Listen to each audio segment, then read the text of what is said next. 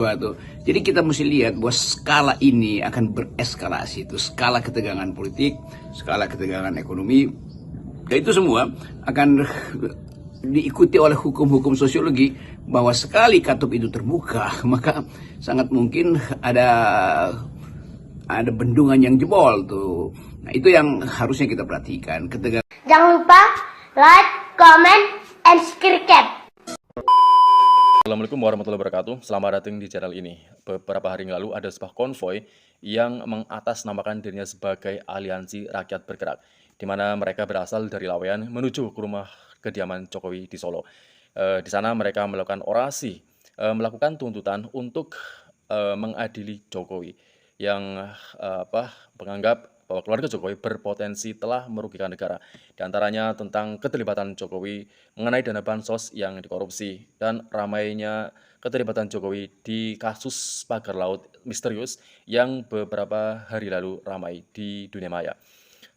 Dan di sini kita dapat membaca kecerdasan publik untuk segera mendorong pemerintahan Prabowo Subianto untuk secara tegas memberantas korupsi yang selama ini didengungkan dan dikampanyekan sebelum dia menjadi presiden beberapa waktu lalu. Dan di sini pakar politik Rocky Gerung mempunyai komentar sendiri tentang sudut pandang bagaimana seharusnya Prabowo Subianto menyikapi kejadian tentang dunia politik yang akhirnya banyak publik meminta Jokowi untuk diadili. Tetap semangat, saya Rusbun Arif bersama dengan Bung Rocky Gerung dari Forum News Network. Bung Rocky, dapat pemangkasan anggaran ini sudah mulai terasa, bukan hanya di kantor-kantor dan lembaga pemerintahan, tapi juga sampai ke daerah. PHRI misalnya sudah mulai mengeluhkan ini ya, karena banyak sekali pembatalan-pembatalan acara oleh kantor kementerian maupun kantor di pusat maupun di daerah. Kemudian ini dampaknya panjang nih, ikutannya sangat luas nih.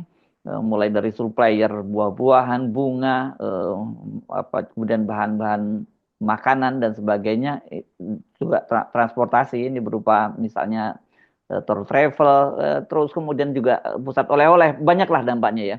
Bersama dengan itu tuntutan agar Jokowi diadili juga makin meluas dan menguat. Belum lagi nih soal konflik agraria, dan ini jelas termasuk pagar laut yang terjadi banyak sekali di berbagai wilayah di Indonesia.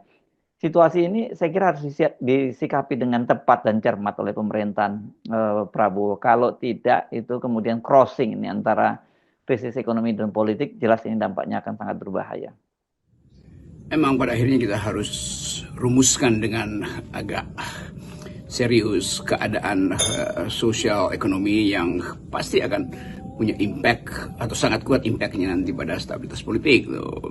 Soal anggaran yang dipangkas itu udah pasti terjadi semacam kesulitan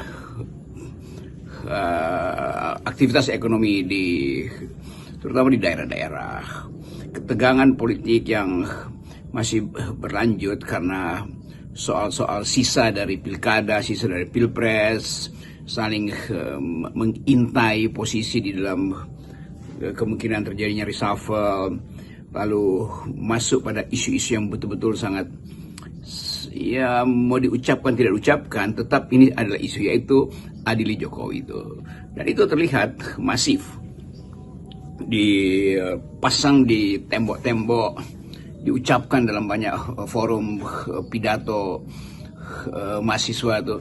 Jadi kita mesti lihat bahwa skala ini akan bereskalasi, itu skala ketegangan politik, skala ketegangan ekonomi, dan itu semua akan diikuti oleh hukum-hukum sosiologi bahwa sekali katup itu terbuka maka sangat mungkin ada bendungan yang jebol tuh.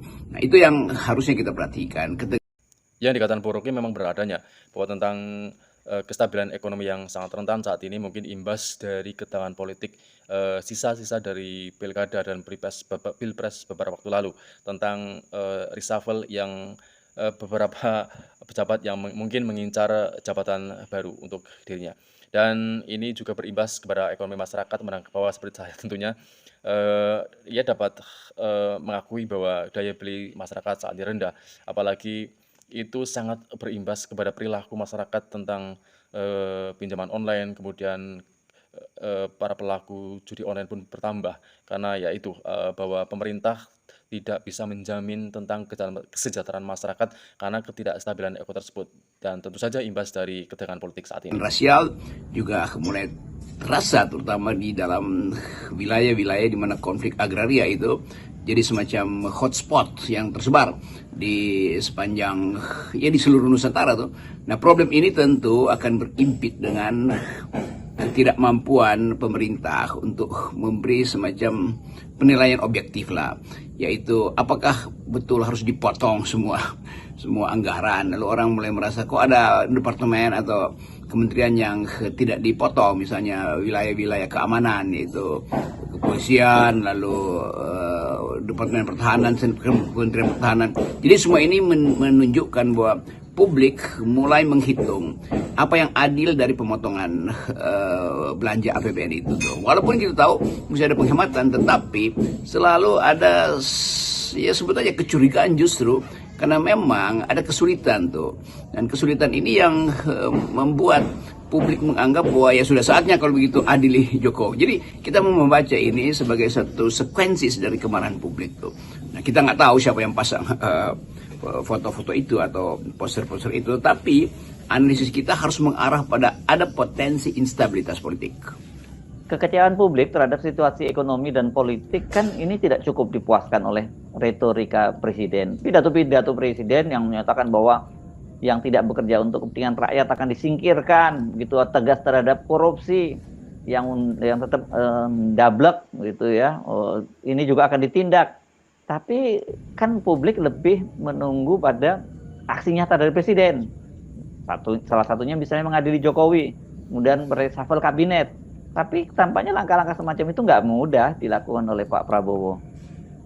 Tentu saja retorika dari kabinet yang diucapkan terus-menerus oleh Presiden Prabowo, pro rakyat, akan melindungi seluruh tumpah darah, akan memberantas korupsi, akan memberi hukuman pada anggota kabinet yang tidak punya kapasitas, kan itu sudah diucapkan terlalu sering.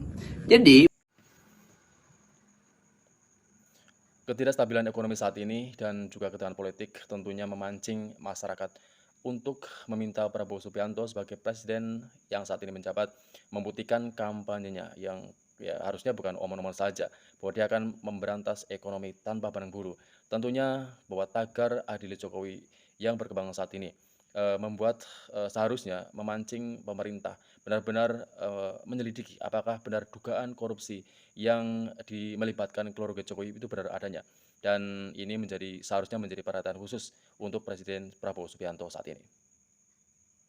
Ada titik di mana orang mengevaluasi apakah ada keseriusan di dalam retorika itu, apakah akan ada eksekusi setelah semua substansi persoalan diterangkan dan akhirnya mengarah pada keputusan untuk memberhentikan beberapa menteri itu. Jadi sebetulnya persepsi publik itu dimaksudkan untuk memperkuat landasan, sebetulnya landasan etis untuk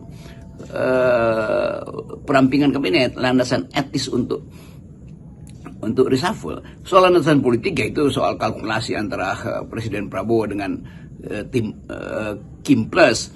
Apakah akan ada instabilitas kalau kabinet diganti? Pasti ada instabilitas karena itu adalah kabinet yang dibungkus secara politis, maka robeknya selaput politik pasti akan menimbulkan iritasi di dalam rejim tuh. Jadi sebetulnya ini kalkulasi yang biasa aja.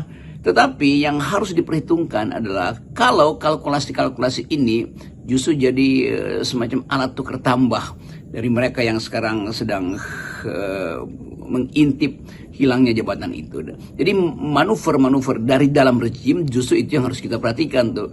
Kalau manuver dari luar rejim ya udah pasti kan mahasiswa pasti akan demo lagi, dirty vote mungkin akan ada berseri-seri lagi dibuat tuh. Tetapi kemasuk akalan dari atau alasan kemasuk akalan dari perampingan kabinet itu udah diucapkan justru oleh pertimbangan etis dari masyarakat kan. Masyarakat melihat bahwa tidak etis misalnya Bahlil masih ada di situ tuh karena membuat emak-emak selalu begitu mengingat LPG 3 kg, memang dia ingat Bahlil lalu timbul semacam sinisme terhadap Menteri Bahlil, demikian juga menteri-menteri yang lain yang pernah punya masalah disebut-sebut oleh publik.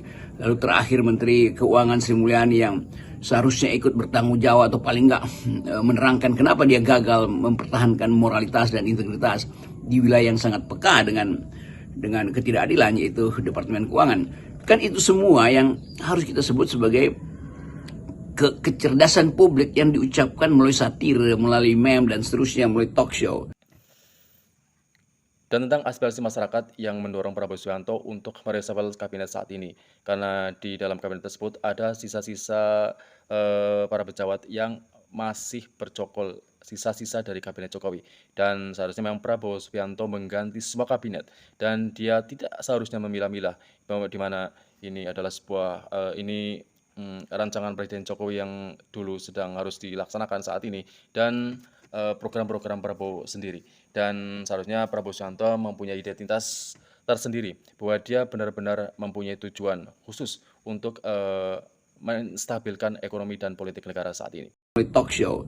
Nah sekarang kecerdasan itu menuntut lebih tinggi, akhirnya itu adili Jokowi, kan itu tidak mungkin ditahan atau dianggap sebagai aduan doang tuh, kan dia secara masif, dan sangat mungkin kita bisa juga analisis apakah didiamkan oleh aparat, masa aparat nggak tahu siapa yang pasang, apakah ini semacam insinuasi untuk memulai satu politik mencicil delegitimasi atau dejokowisasi. Tetapi sekali lagi itu harus ada sinyal, harus ada semacam ketetapan hati dari Presiden Prabowo untuk mengatakan bahwa publik menginginkan ada perubahan tuh, bukan lagi yang disebut dulu oleh Pak Prabowo dan kelanjutan itu. Kan tetap pemotongan anggaran itu artinya penghentian rencana-rencana Jokowi.